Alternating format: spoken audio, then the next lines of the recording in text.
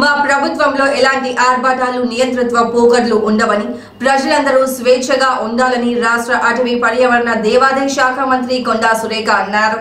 వరంగల్ నగరంలోని అబ్బూస్ ఫంక్షన్ హాల్లో రాష్ట్ర ప్రభుత్వం చేపట్టిన క్రిస్మస్ వేడుకల్లో బట్టలను క్రిస్మస్ సోదర సోదరిమణులకు పంపిణీ చేశారు. ఈ సందర్భంగా క్రైస్తవుల మధ్య సురేఖ కేక్ చేశారు. మంత్రి వెంట జిల్లా కలెక్టర్ ప్రావీణ్య, ప్రజా ప్రతినిధులు ఉన్నారు.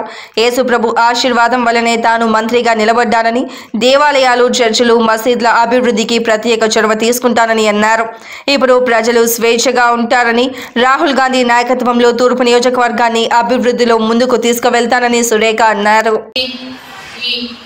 నియోజకవర్గమే కాదు, రాష్ట్రంలో మొత్తంగా నాకు ఇచ్చిన శాఖలను సమర్థవంతంగా నిర్వహించి అభివృద్ధి పనుల్లో ముందుకు తీసుకుపోవడానికి రేవంత్ రెడ్డి గారి కేబినెట్ లో నేను మంత్రిగా పనిచేస్తానని చెప్పి సందర్భంగా విజ్ఞప్తి చేస్తా ఉన్నాను.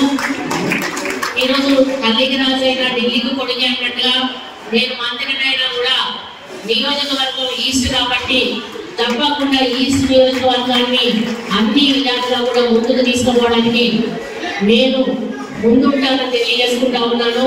మీకు తెలుసు, ఈ క్రిస్టియన్ కాలనీ గతంలో నేను ఎమ్మెల్యేగా ఉన్నప్పుడే చిన్న చిన్న సందులు కూడా వదిలిపెట్టకుండా అన్ని కూడా డెవలప్ చేసినటువంటి ఘనత ఆ రోజు నాది. ఈరోజు బాబ్జీ గారు చెప్పినట్టుగా కేవలం చర్చిలే కాదు, ఆ రోజు మసీదులు, గుళ్ళు, శ్మశాన వాటికలు, కమ్యూనిటీ హాల్లో ఒకటి అనకుండా దాదాపు 400 కోట్ల రూపాయలు నేను తీసుకొచ్చి ఆ రోజు వరంగల్ ఈస్ట్ లో ఒక అభివృద్ధి పదంలో ఒక ముందడుగు వేయించినటువంటి ఘనత నాదని గర్వంగా చెప్పుకుంటాను.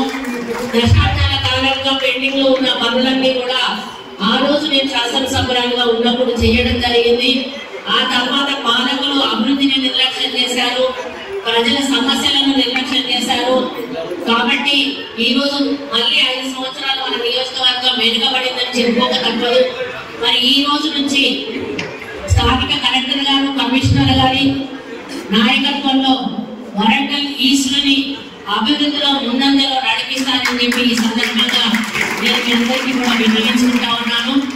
మరి మన కాంగ్రెస్ మేనిఫెస్టోలో ముందు దేవాలయాలను, పూజారులకు సంబంధించి, అదేవిధంగా ఇమాం హౌజులకు సంబంధించి గౌరవ వేతనం పెట్టినప్పుడు నేను ఎక్కడో ఒక చర్చికి వెళ్ళిన రోజు పాస్టర్స్ కూడా అడిగారు, మాకు కూడా గౌరవ అంటే అప్పటికి అది కూడా బయటికి రాలేదు. అడిగినప్పుడు నాకు ఆలోచన వచ్చిన వెంటనే, చెప్పిన వెంటనే నేను శ్రీధర్ బాబు గారు మేనిఫెస్టో కమిటీ చైర్మన్ గా ఉన్నప్పుడు వారికి ఒక మెసేజ్ పెట్టాను. పెట్టిన వెంటనే ఆయన రిప్లై ఇచ్చారు, తప్పకుండా దాన్ని మనము మేనిఫెస్టోలో పెడతామని. అన్న మాట ప్రకారం మన మేనిఫెస్టోలో కూడా పెట్టాము. 10 నుంచి 12,000 రూపాయలు మీ యొక్క అయ్యగారులకు ఇచ్చే